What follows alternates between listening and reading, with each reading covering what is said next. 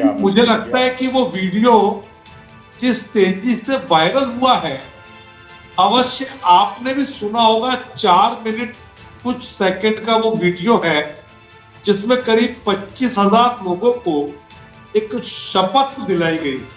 हाँ, मैंने सुना। और ये कार्यक्रम गाहे बगाहे जो नियो बौद्धिज्म है अम्बेडकर का, तो अम्बेडकर के चेले चपाटे लेकर के घूमते रहते हैं उनको। आजकल वो जो पहले बौद्धों का वो था, चोला था, उसको पहन करके, अब चोला पहनने से बुद्धिज्म अंदर तो नहीं आएगा। बुद्धि तो अम्बेडकरी है, तो बुद्धि अम्बेडकरी है, तो अम्बेडकर ने 22 प्रतिज्ञाएं क्यों खड़ा किया? अंग्रेजों ने उनको क्या समझाया कि हिंदू धर्म को कैसे तोड़ना है? जिस प्रकार से इन्होंने अभी। स्वामी जी, आपको क्या लगता है कि जिस तरह की बातें इस पूरे आयोजन के दौरान हुई, ठीक है, वो प्रतिज्ञा हो सकती है, उस पर शपथ हो सकती है, लेकिन ये जो 25,000 लोगों ने उसमें हिस्सा लिया, आपको लगता है कि 33 कोटि देवताओं से ये पूरे लोग अपनी आस्था मूल रूप से रखते रहे होंगे और अचानक इनको शपथ में लाया गया? क्या कहना चाहते जी? तो मैं ये कह रहा था कि ये पूरा वीडियो आपने देखा, इस वीडियो पर आपकी प्रतिक्रिया क्या है? मेरी प्रतिक्रिया यही है कि ये जो 22 प्रतिज्ञाएं लगातार अम्बेडकरी जो बौद्धिज्म है, अम्बेडकर के लोग ही, उन्हीं के गैंग के सदस्य ये लोग बुद्ध का चोला पहन करके, चोला पहनने से तो बुद्धि आती नहीं है। अब चोला बुद्धिज्म बुद्ध का पहनने से बुद्ध तो नहीं बन जाएंगे ना। उनका जो अष्टांगिक मार्ग था उसको इन्होंने छोड़ दिया।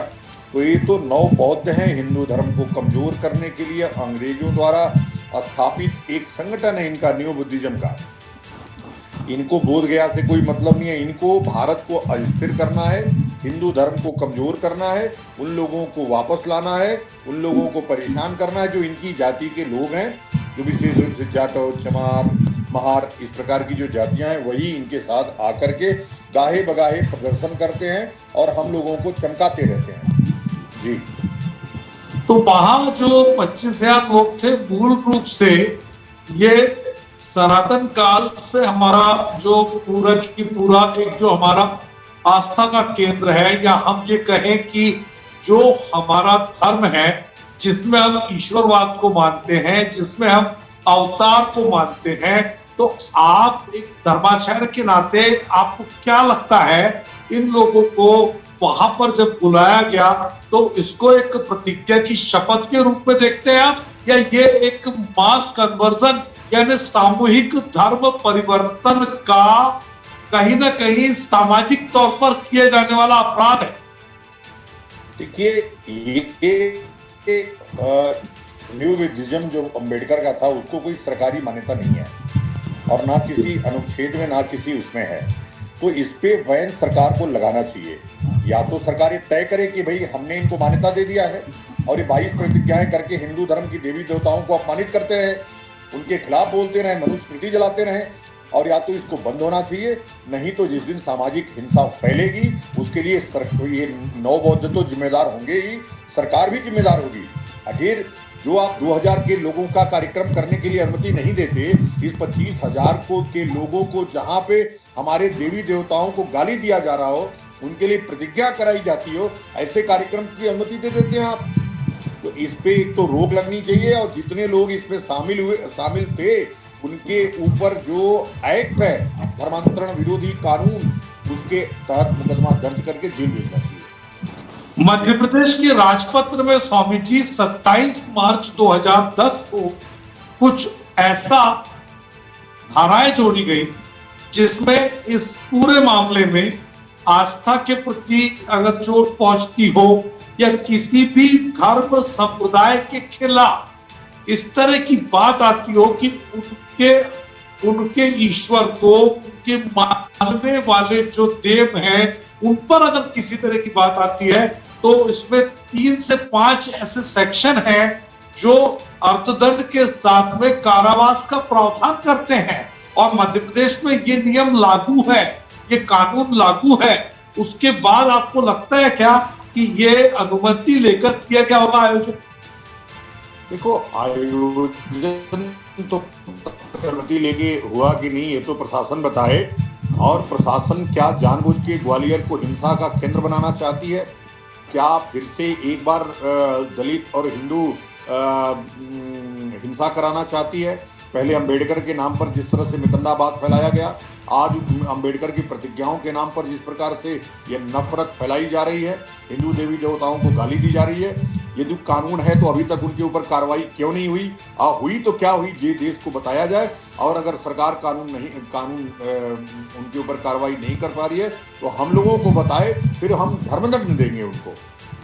अगर संविधान राज व्यवस्था राजदंड नहीं दे पा रहा है तो हमारे पास धर्मदंड की व्यवस्था है। ऐसे पतितों को, ऐसे लोगों को जो हमारे धर्म को कमजोर करें, हमारी देवी देवताओं को हमला करें, उनको अपमानित करें, उनके लिए हमारे पास धर्मदंड है, हमारे पास मनुस्मृति में व्यवस्था है उसकी, और वो हम करेंगे अगर सरकार नहीं कर पाई तो। सवाल ये उठता है ना स्वामी जी की, जिस तरह से अंबेडकर की प्रतिज्ञा को मान्यता नहीं है सरकार की तरफ से, आपको क्या लगता है कि मनुस्मृति को मान्यता है क्या सरकारी तौर? नहीं, मनुस्मृति तो हमारा धर्म ग्रंथ है। मनुस्मृति तो हमारा धर्म ग्रंथ है और मनुस्मृति से तमाम चीजें संविधान में वर्णित हैं। और आज दुनिया के पास कानून के लिए सोर्स ऑफ नॉलेज कहाँ है, क्या है? तो आपको मिलेगा उसका उत्तर कि मनु महाराज है और मनु की मनुस्मृति है। कानून के जो संस्थापक थे, कानून के जो विस्थापक थे, कानून को जो लोगों को ज्ञान दिए, वो मनु महाराज से मनुस्मृति है। संविधान का स्रोत क्या है? देश के संविधानों के दंडों का स्रोत क्या है? मनुस्मृति मिलेगी आपको। भारत के संविधान का स्रोत क्या है? तो आपको मनुस्मृति मिलेगी आपको। तो इसलिए मनुस्मृति या वेद पुराण वो एक्ट नहीं है कि आप मान्यता है कि नहीं, हमको मान्यता चाहिए भी नहीं, रामायण पढ़ने के लिए मान्यता नहीं चाहिए। लेकिन हम इस्लाम के खिलाफ एक शब्द नहीं बोल सकते, हम सिखों के खिलाफ नहीं बोल सकते, जैनों के खिलाफ नहीं बोल सकते, बौद्धों के खिलाफ नहीं बोल सकते, लेकिन हिंदू धर्म के खिलाफ गाली दो, मनुस्मृति फाड़ो, रामचरितमानस फाड़ो, जलाओ, कोई कानून नहीं। और इसी अंबेडकर के चेले और अंबेडकर ने मनुस्मृति जलाया। आज उनके ऊपर कोई कार्रवाई हो पा रही है क्या? जी, तो मेरा ये सवाल था कि जैसे आपने कहा कि आपको धर्मदंड के लिए किसी भी तरह की सनातन को, हिंदुइज्म को या मनुस्मृति के अनुयायियों को सरकारी मान्यता की कोई दरकार नहीं। ठीक इसी तरह जो अंबेडकर की प्रतिज्ञा की बात करते हैं, उनका भी ये तर्क है कि वो बौद्ध को मानते हैं। अंबेडकर की प्रतिज्ञा में हमारी देवताओं को गाली है, न मानने की बात है, उनको अपमानित करने का प्रावधान है। हमारे किसी मनुस्मृति में किसी भी मानवता को कलंकित करने के लिए, किसी भगवान देवी देवता को कलंकित करने के लिए कोई बंद नहीं है, ना हम करते हैं, नहीं करते, ये बात है। दूसरा, अभी जिस तरह का परिवेश है, जिस तरह का वातावरण है, एक जिम्मेदार मीडिया के नाते हमेशा मैंने हर किसी से जब भी बात की है तो यही कहा है कि हम किसी भी स्तर पर हमारे सामाजिक सौहार्द को छिन्न भिन्न होने वाला कोई भी कृत्य ना करें। और ये अपेक्षा की जाती है समाज से भी, सरकार से भी, प्रशासन से भी। तो आपको क्या लगता है कि ये पूरा की पूरा मामला 2 दिनी बौद्ध गाथा सम्मेलन के नाम पर हुआ और आखिर में जो शपथ दिलाई गई उसको सार्वजनिक तौर पर इस तरह दिलाना किस तरफ इशारा कर? देखो, ये कोई बौद्ध गाथा नहीं थी और इन लोगों का बौद्ध धर्म से कोई लेना देना नहीं है, ना भगवान बुद्ध से कोई इनका संबंध है। ये अंबेडकर के लोग हैं, अंबेडकर को भगवान स्थापित करने में लगे हैं, अंबेडकर की 22 प्रतिज्ञाएं बताते हैं। और अंबेडकर हमेशा से, जब से उनको अंग्रेजों का वो मिला, साथ मिला, तब से अंग्रेज मतलब ईसाई, जब से उनका साथ मिला तब से किस प्रकार से हम हिंदू धर्म को कमजोर कर सकते हैं, उसके लिए पूरा उन्होंने योजना बनाई। और अंत में जाकर के कभी सिख के पास पहुंचे सिख बनने के लिए, कभी जैन। जी स्वामी जी, बौद्ध धर्म स्वीकार करने के बाद आज जब उन्होंने अपनी 22 प्रतिज्ञाएं, जिसका जिक्र कहीं भी बौद्ध धर्म के त्रिपिटकमों में नहीं है, कहीं बौद्ध धर्म के किसी ग्रंथ में नहीं है। उन 22 प्रतिज्ञाओं को ला करके अपने समाज को, अपनी बिरादरी के लोगों को दे करके आज हमारे देवी देवताओं को जिस तरह से अपमानित करवा रहे हैं, अब वो बर्दाश्त से बाहर है। या तो राजदंड सरकार दे, नहीं तो हम धर्मदंड देने के लिए तैयार हैं। अच्छा, काली सेना, शंकराचार्य परिषद और तमाम जो संगठन है आप जैसे, उनकी अगली रणनीति इस तरह के आयोजन को लेकर के क्रिया की प्रतिक्रिया के स्वरूप में कैसे होगी, जो संवैधानिक दायरे में भी हो, जो कानूनन और विधि सम्मत तरीके से हो, और एक बुद्धिमत्ता के साथ अपनी बात को बहुसंख्यक समाज की आस्था के साथ हुए प्रहार को सही और सटीक जवाब दे। आपने क्या कोई रणनीति तैयार कर ली? देखिए, अब वो रणनीति तो हम मीडिया में नहीं बता सकते कि हमारी रणनीति क्या है, लेकिन बस मैं राज व्यवस्था के लोगों से, संविधान के पालन कराने वालों से आग्रह करते हैं कि कम से कम वो अपनी व्यवस्था को ठीक से देखें। हमारे देवी देवताओं, हमारे धर्म पे कोई प्रहार न हो, हमारी बहन बेटियों पे कोई प्रहार न हो। यदि अगर संविधान अपना काम पूरा नहीं कर पाएगा तो निश्चित रूप से हमको आगे आना पड़ेगा। जब कहते हैं कि जब सत्ता अर्थात अत्याचारी, अनाचारी और दुराचारी हो जाए, जब वो कानून का पालन न करा पाए, समतामूलक समाज न बना पाए, तो धर्माचारी को सत्ता अपने हाथ में ले लेनी चाहिए। स्वामी जी, मेरा मूल प्रश्न, आप मुझे लग रहा है कि किसी कारण से आपने बोला कि रणनीतिक खुलासा मैं नहीं कर सकता, लेकिन मैं सिर्फ ये अपेक्षा रखता हूं स्वामी जी कि धर्म हमेशा जोड़ता है, ये आपने हमेशा सिखाया है। तो क्या लगता है कि जोड़ने वाला धर्म और सहिष्णुता का पुजारी धर्म रहा है हिंदू धर्म, तो ये जो सहिष्णुता है आज समय के अनुसार कितना बदला है ये सोच? आप सही कह रहे हैं। हमारे शास्त्र कहते हैं अहिंसा परमो धर्म, पर शास्त्र का अगला जो लाइन है उसको भूल जाते हैं। अहिंसा परमो धर्म, धर्म हिंसा तथैव च। अहिंसा परम धर्म है, लेकिन धर्म की स्थापना, धर्म की रक्षा के लिए हिंसा उससे भी बड़ा धर्म है। तो हम जो बाद वाली बात कर रहे हैं कि धर्म के लिए हिंसा या धर्म दंड देने की बात, वो तब कर रहे हैं जब हमारे धर्म पे प्रहार हो रहा है, हमारे धर्म को समाप्त करने की साजिश हो रही है। और ये साजिश स्वदेशी नहीं विदेशी है। दो धर्मों के लोग लगातार हिंदू धर्म पे प्रहार कर रहे हैं। उन्होंने बौद्ध धर्म की रचना की, उन्होंने जिस प्रकार से ईसाइयत की स्थापना की, वो आज भी हम उसका दर्द झेल रहे हैं। हम अपनी धर्म के बचाने के लिए चाहे मुझे कुछ भी करना पड़े, मैंने तो इसीलिए भगवा धारण किया है। भारत या भारत भूमि हिमालय से लेकर के हिंदू सरोवर तक पूरा हिंदुस्तान है, हिंदुओं का स्थान है और केवल हिंदुओं के रहने की व्यवस्था है। और जब मैं हिंदू बोलता हूँ तो इसको हिंदू की बात करता हूँ। मैंने कभी, हम तो समावेशी लोग हैं, हमने सबको वो किया है। यहाँ दुनिया में सबसे ज्यादा यहूदी भारत में रहता है, सबसे ज्यादा मुसलमान भारत में दुनिया का रहता है, सबसे ज्यादा ईसाई भारत में रहता है। लेकिन हमारी सहिष्णुता की परीक्षा कोई ले रहा है, उस सहिष्णुता को कायरता समझ रहा है। ये तब जरूरत होती है धर्म हिंसा तथैव च पढ़ने की। और वो समय आ गया है कि हम पढ़ें कि धर्म हिंसा तथैव च। स्वामी जी, शंकराचार्य परिषद मध्य प्रदेश की सरकार को, माननीय मुख्यमंत्री को इस पूरे मामले में क्या किसी तरह का कोई आग्रह, कोई अनुरोध लिखित में करने का मन बना है? देखिए, मैं तो चिट्ठी लिखने में बहुत विश्वास नहीं करता हूँ। मैं मुंह से बोल देता हूँ और सरकारों को लगता है तो सुने। चिट्ठी जाकर के कूड़ेदान में फेंक दी जाती है, फाइलों में बंद हो जाती है। उसको तो क्या अगला कदम क्या है? अगला कदम मैंने अभी बताया ना आपको कि अगर सरकार ने अपने राजदंड से काम नहीं चलाया तो हमारा धर्मदंड चलेगा। और धर्मदंड ऐसा चलेगा, वो समय आ गया है धर्मदंड चलाने का, धर्म हिंसा तथैव च पढ़ने का।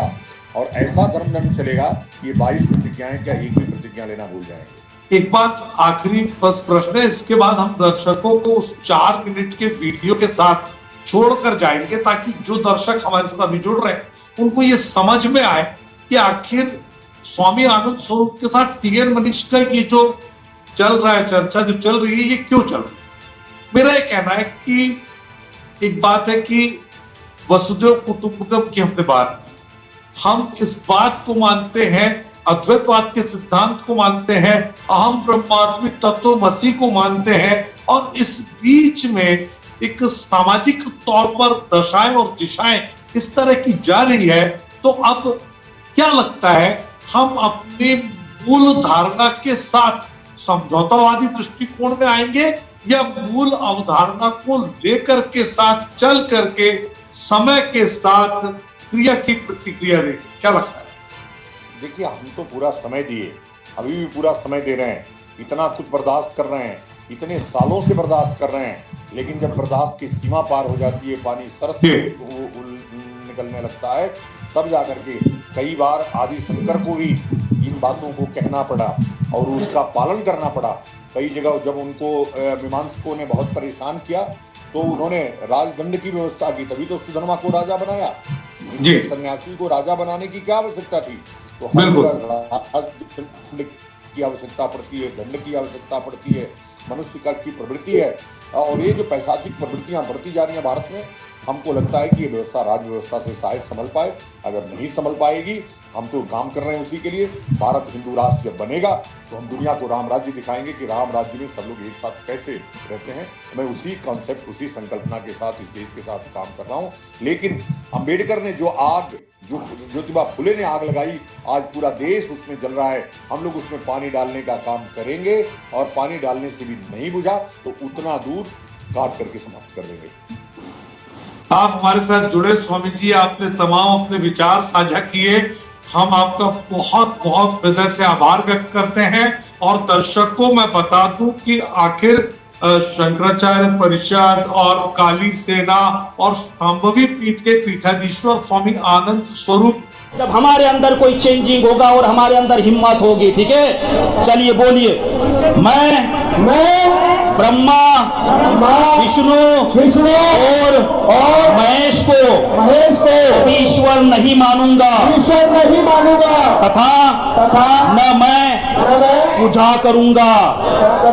मैं राम और कृष्ण को ईश्वर नहीं मानूंगा तथा उनकी पूजा कभी नहीं करूंगा।